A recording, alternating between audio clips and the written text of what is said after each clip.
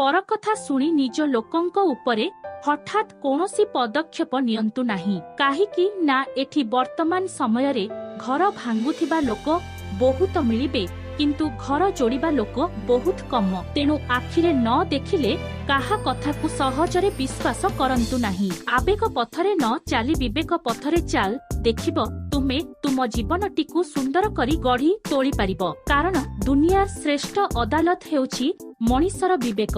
समय स्रोतरे सबु किछि बदलिब। जणे एठी अदरकारी भाबी फोपाड़ी दिए तो आउ जणे सेही जनकु निजर भाबी आपणे निए। एहा ही संपर्कर सत्यता और वास्तविकता।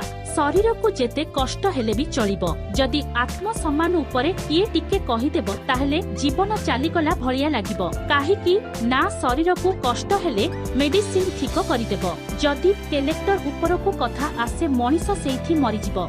राग आसुथिबा समय रे काहाकू खराब भाषा रे गाली करंतु नाही। काहीकि ना राग परवर्ती समय रे शांत होइजिबो किंतु राग समय रे कहिथिबा खराब कथा गाली को आनी परिबे नाही।